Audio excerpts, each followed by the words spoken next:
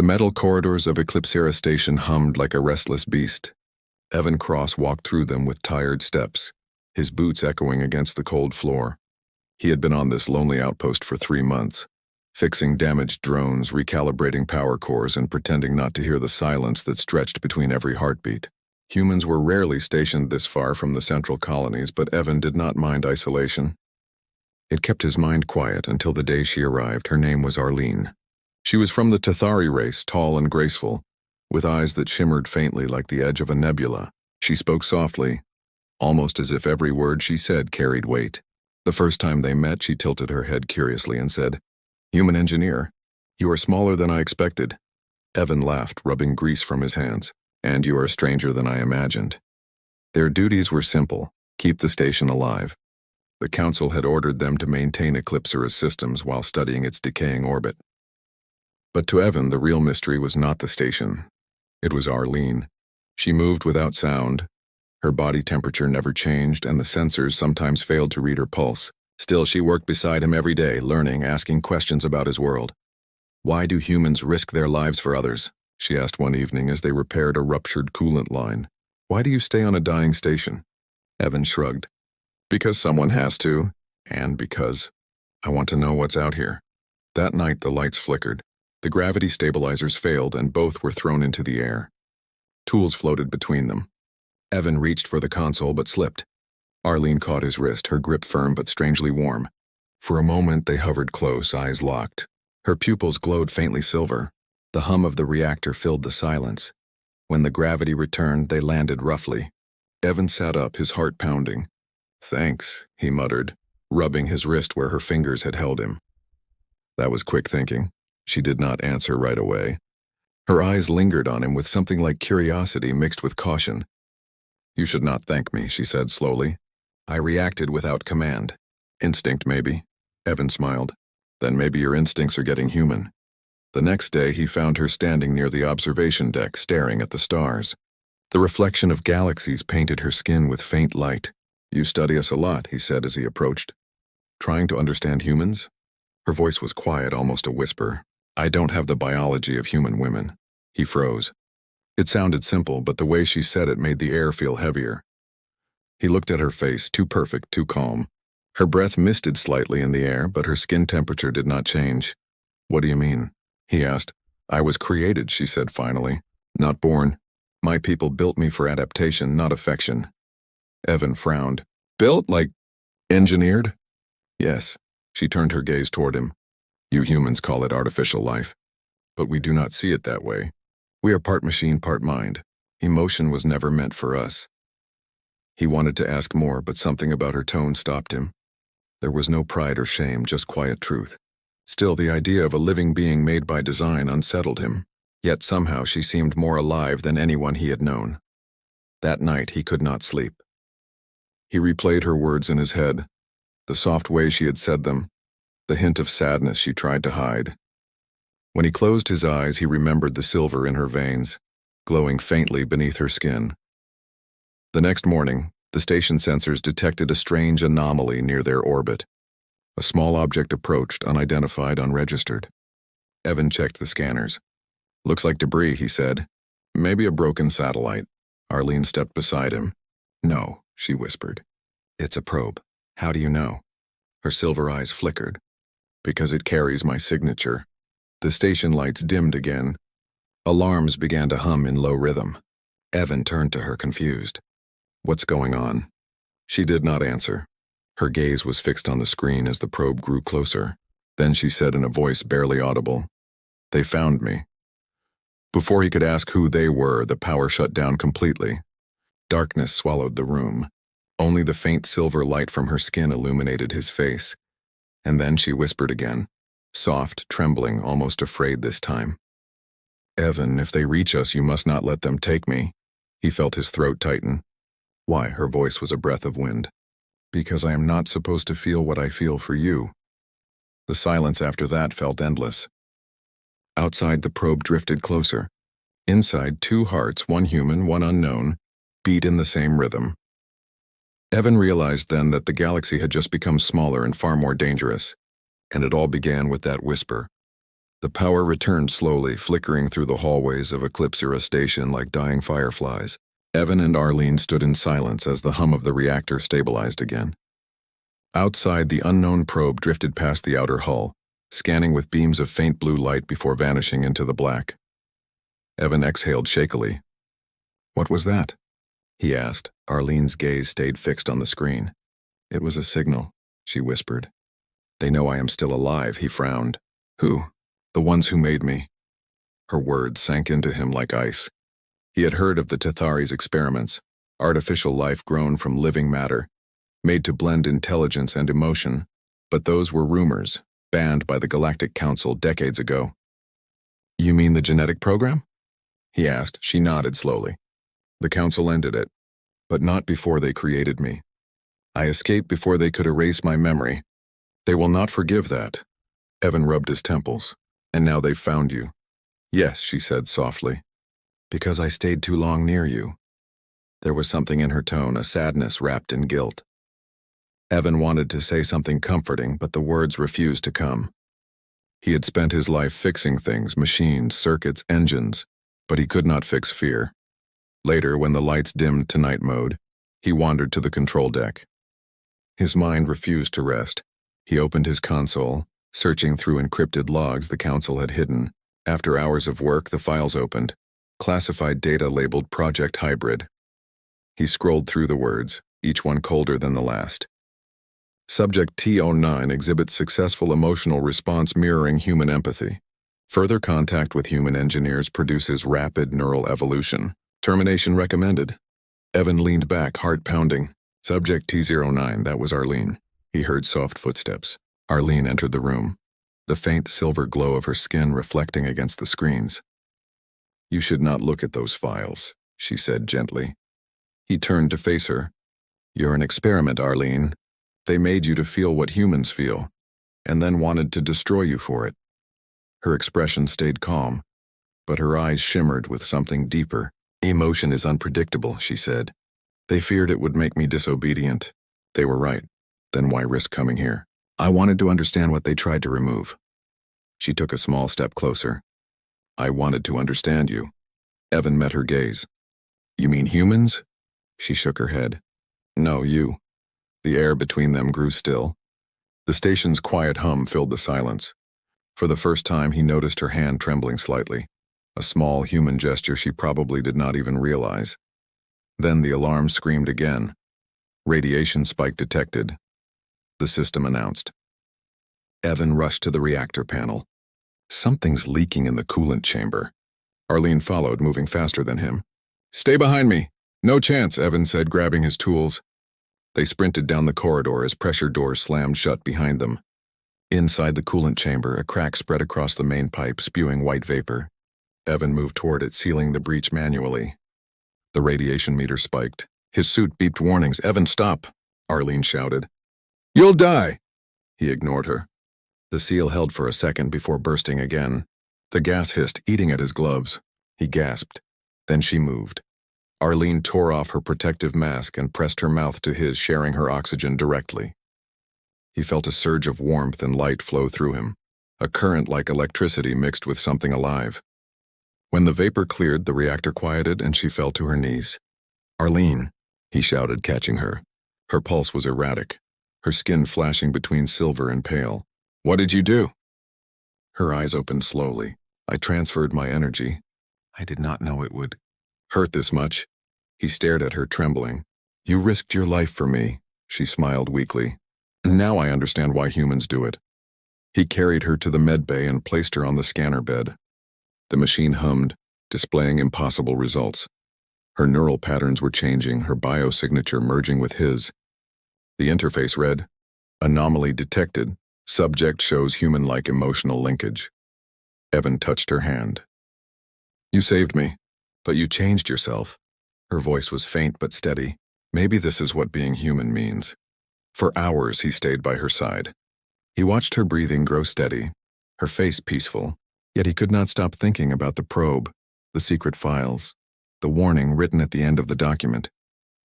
If the subject bonds with a human, both will be considered contaminated. "Terminate immediately." He looked at Arlene sleeping under the dim light and whispered, "They'll come for you, but they'll have to go through me first." In that moment, the engineer who had once hated danger realized something. The galaxy was not built to protect people like her. But maybe humanity's purpose was not survival. Maybe it was defiance.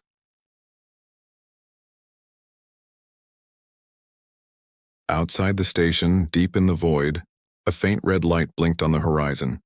The hunters had found their signal, and Eclipsera Station was no longer alone. The days after the radiation leak felt quieter yet heavier.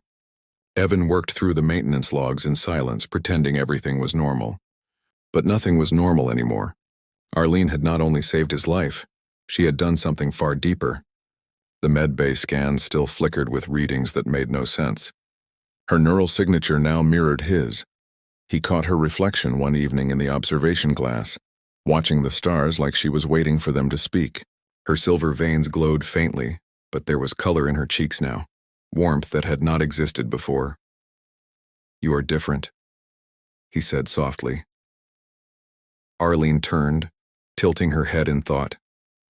"I feel things I do not understand," she admitted. "When you are far, it feels like a storm inside me. When you are close, it is quiet again." Evan smiled faintly. "That's what humans call emotion." She nodded, looking down at her hands. "It hurts and soothes at the same time. It is beautiful." They began working side by side again, but something had changed between them. She laughed sometimes in small bursts that surprised even her. She started humming the old Earth songs he played while working. He even found her imitating his habits, leaning against walls, sighing when frustrated, running fingers through her hair as if she were human. But Eclipsera Station had eyes. Every system report they sent to the Galactic Council was monitored. Evan noticed encrypted replies, code phrases hidden in the data. One message stood out. "Subject T-09 is unstable. Prepare for retrieval," he did not tell her. Not yet. One night, Arlene entered the control room holding a small vial. Inside shimmered a few drops of silver fluid, her own essence. "Do you know what this is?" she asked. Evan shook his head. "My kind regenerate from this," she explained. "It carries memory and form. But now," she paused, her expression tightening. "Now it carries something else. I dream of things I should not. I dream of you." He stepped closer, uncertain. "That doesn't sound like a malfunction." "To my creators it is," she whispered. "They built us to adapt, but not to love." The last word hung between them like gravity. He wanted to deny it, to say it was impossible between two beings from different worlds, but her eyes stopped him. There was no machine precision in that gaze anymore, only fragile honesty. Before he could respond, an alert blared through the speakers. "Incoming transmission from Galactic Command." The voice was cold, synthetic. "Eclipsera Station. Cease communications and await inspection. Project Hybrid data retrieval authorized.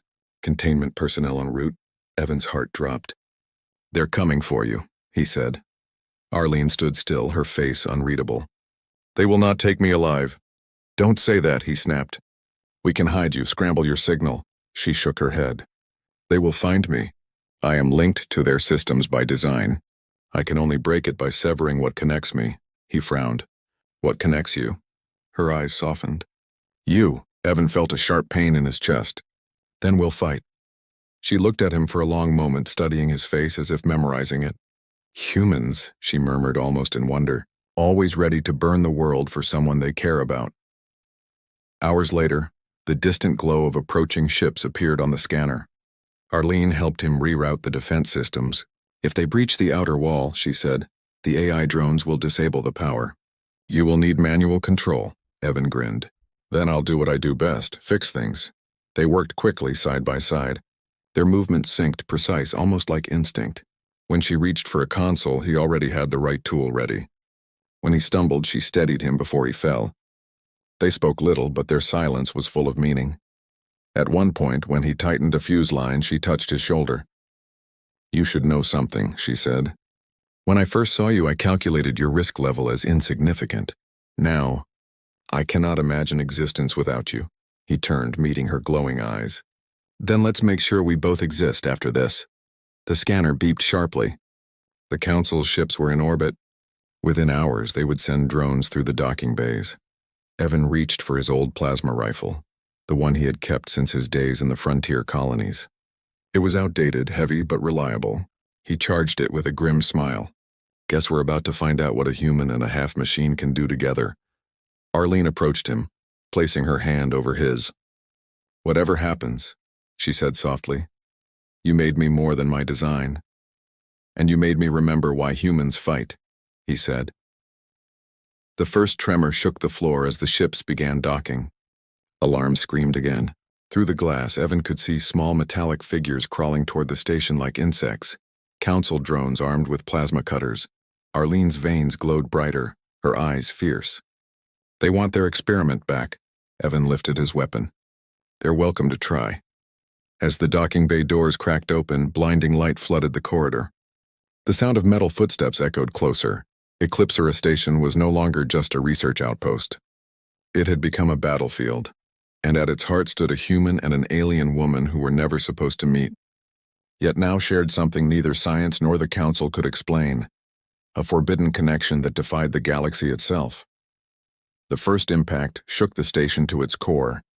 Metal groaned, alarms screamed, and the artificial gravity flickered off and on in bursts. Evan gripped the console as tools, bolts, and shards of glass floated past him. Outside, through the observation dome, he saw the glint of Council ships circling like vultures around a dying animal. Arlene's voice was calm, but sharp. They are sending in drones first, mechanical scouts. They will scan for me. We have 3 minutes before they breach. Evan loaded his plasma rifle, feeling the tremor in his hands. 3 minutes is enough. She glanced at him, and for a brief second her eyes softened. Humans always say that, she whispered. Then she reached for the control panel, pressing her silver-tinged fingers to the circuits. The screen lit up with alien code. What are you doing? He asked. I am rewriting the defense system, she said. The Council programmed it to disable, not destroy. I am changing that. Evan stared, half amazed, half afraid. Her hand pulsed with energy, silver light spreading across the board like living fire. The station's turrets activated, turning outward, aiming at the dark void. For the first time, Eclipsera Station roared back. Outside, the first wave of drones arrived, black spheres gliding through space, armed with plasma cutters and scanning rays. The turrets fired, their beams slicing through the darkness. One by one, the drones exploded into silent bursts of light, but there were too many. For every one destroyed, 2 more replaced it, the air filled with the hiss of heat and the crack of impact. Evan, Arlene shouted. We must seal the central corridor. He ran beside her, locking bulkheads and rerouting pressure seals. Every explosion made the floor tremble. Smoke drifted through the air. His lungs burned. But Arlene moved with inhuman grace, her wounds sealing as fast as they formed, her eyes shining brighter the more danger surrounded them. When a blast threw them both against the wall, Evan pulled her to her feet. You good? She nodded, though her voice cracked. Yes, but I am burning faster than I can repair. You mean dying? She gave a small, tired smile. Becoming human. They reached the command deck. The station's power core was flickering dangerously. If it overloaded, the explosion would take both of them and the entire fleet with it. Evan turned to her. If this gets worse, I can't let them have you. Arlene's expression grew fierce. You will not destroy yourself for me. I wasn't planning on dying alone, he said. Before she could reply, the main door exploded inward. A wave of drones flooded the room, their cold lenses glowing red. Evan fired first, hitting 2 before ducking behind a console. Arlene raised her hands, and a pulse of silver energy erupted from her palms. The light washed over the machines, melting their armor and short-circuiting their systems. But with each attack, she grew weaker. The glow in her skin dimmed and her movement slowed. Evan saw her stumble. He rushed forward, catching her before she fell. They will keep coming, she whispered. There is no end to them. Then we make one, he said. He dragged her to the reactor chamber. The giant sphere pulsed in dim blue light, vibrating under strain. If we overload it, the explosion will wipe the fleet, Evan said. But we'll never make it out alive. Arlene looked at the swirling core and then back at him. There is another way. I can merge with it. Evan's heart stopped. What? I am built from adaptive energy. If I connect to the core, I can control the overload, turn it outward. It will destroy them, but, she hesitated, it will also erase me. No, Evan said firmly. I won't let you. Her hand touched his cheek gently. You gave me life, Evan. Not the one they designed, but the one I chose. Let me use it. He shook his head. There has to be another way. She smiled sadly. There is not. Before he could stop her, she stepped forward and pressed her hand against the reactor. Silver veins spread across the glass surface, merging with the energy lines. The core flared brighter, humming with a strange rhythm, half machine, half heartbeat. Evan ran to the controls, trying to disconnect her link. Arlene, stop. You'll burn yourself out. Her voice filled the room, calm and distant. Evan, listen to me. The human heart is a strange thing. It feels pain and calls it love. It breaks and still wants to give. I wanted to understand it. Now I do. The station trembled violently. The reactor lights turned from blue to white. Alarms blared. Arlene, please, he shouted. Don't leave me like this. She looked at him one last time, her eyes glowing like twin stars. You said humans never stop fighting, she whispered. So fight for me. Then the light consumed everything. Evan was thrown back, the world vanishing in a storm of energy. The sound was gone, the heat unbearable, and the stars themselves seemed to tremble. The last thing he saw was her face, peaceful, smiling as the station shattered into light. When he woke, there was only silence. Floating among the debris, his suit cracked and his oxygen low, Evan stared at the empty void where Eclipsera once was. The fleet was gone. The council ships destroyed. And Arlene was nowhere to be seen. He whispered her name into the dark, voice trembling. You didn't just save me. You saved all of us. But the void gave no answer. Only a faint shimmer of silver drifting through the wreckage, like a final promise she had left behind. When Evan opened his eyes again, he was no longer in the stars. He was lying on a medical bed surrounded by the low hum of machinery and the faint smell of sterilized air. For a moment he thought he was dead, but when he tried to move, pain shot through his chest. He was alive, barely. The walls around him were white, smooth, and unfamiliar. The emblem of the Galactic Reconstruction Division blinked on the console beside his bed. That meant someone had found him among the wreckage. Someone had decided a human was worth saving. Do not move too quickly, a voice said. A medic droid floated to his side, scanning his vitals. You suffered severe radiation exposure. Rest. Evan's mind was fogged, but one name pushed through the haze. Arlene. The droid paused. There was no other life form detected in your pod. He gripped the edge of the bed. Check again. The machine hesitated, then resumed scanning. There was trace bioenergy detected in your immediate area. Unidentifiable composition. But no organism survived. Evan turned his head away, the weight of the words sinking like lead in his chest. He closed his eyes. Seeing the flash again, the silver light her eyes. The last whisper she gave him before the explosion. Fight for me. He spent days recovering. His body healing faster than expected, but his thoughts never slowing. The council declared Eclipsera Station a containment breach incident. Officially, no survivors should have existed. Yet he did, and they wanted him to stay quiet. When they finally released him from the medical ward, a council officer approached. Her tone was polite but sharp. Engineer Cross, you are to refrain from discussing your time on Eclipsera Station. The incident has been classified. Do you understand? He looked at her without blinking. What happened to the fleet that attacked us? She hesitated. Destroyed in an energy cascade. Cause unknown. Evan smiled faintly. Unknown, he repeated. Of course, the officer frowned.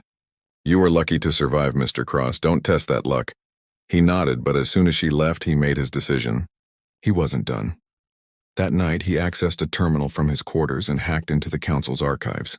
His fingers moved on instinct, bypassing codes and tracing encrypted signals. Deep in the database, he found it. A fragment of an energy signature logged moments after the Eclipsera explosion. It matched Arlene's. But it wasn't gone.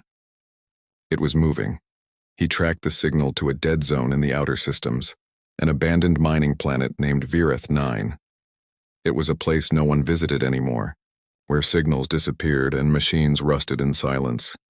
He packed what little he had, boarded a cargo vessel under a false identity, and set course for Virith 9. The journey took weeks. The stars outside the viewport blurred into ribbons of light. Evan barely slept. Every time he closed his eyes, he saw her, standing in the reactor's glow, eyes soft and defiant, saying those impossible words. You gave me life. When he finally arrived, the planet looked like a graveyard. Red dust swept across endless plains, littered with the skeletons of mining towers. His ship landed near a collapsed dome. The scanners showed faint traces of energy beneath the surface, weak but alive. He stepped into the dust storm, the wind cutting across his suit. The air was thin and dry. With every step, the signal grew stronger, leading him toward a half-buried control room. Inside, lights flickered weakly. The air smelled of iron and decay. He brushed dust off an old terminal and powered it up. The screen flickered, then stabilized. A familiar voice whispered through the static, "Evan." He froze, his heart hammered in his chest. "Arlene?" The screen glowed, forming a faint silhouette, her outline made of shimmering silver light. "You came." He reached out, hand trembling. "You're alive." "I am." "Different," she said. "When I merged with the reactor, my physical form dissolved. But my consciousness survived, scattered through energy waves. It took me months to gather enough fragments to awaken again." He stared at her image, hardly believing it. "You shouldn't have to live like this. I can build something, a body, a system, something to hold you again." Her expression softened. "You always want to fix what is broken. Because you're not broken." He shouted. "You saved the galaxy. You saved me." She paused, and her voice became gentle. "Evan, listen. The Council is searching for you. They know you found the signal. They fear what we represent." He laughed bitterly. "They always did. They called you a threat because you felt too much. And they will do the same to you," she said. "They will erase us both if we let them." Evan took a slow breath. "Then we won't let them." Her holographic image flickered, the signal weakening. "I cannot hold this form much longer. My energy fades. But there is something I can do." He stepped closer. "What is it?" "I can merge part of my consciousness with you," she said. "It will not make me whole, but I will live through your thoughts, your memories. You will not be alone." He shook his head slowly, tears in his eyes. "You already live in me." Arlene smiled faintly, her voice a whisper. "Then let it be our secret." The screen flickered one last time. A wave of light passed through the console and into the air. It wrapped around him like a soft warmth, sinking into his skin, into his heartbeat. Then the light was gone. He stood alone in the dark room, but somehow he didn't feel empty. His mind was quiet, yet he could feel something new, a faint pulse of silver beneath his veins. Outside, as he walked back into the storm, he looked toward the stars. The wind roared around him and he whispered, "Maybe humanity isn't a species. Maybe it's a choice. And you made it." Above him, a streak of light crossed the sky, faint silver, alive. Evan smiled. "Welcome home, Arlene."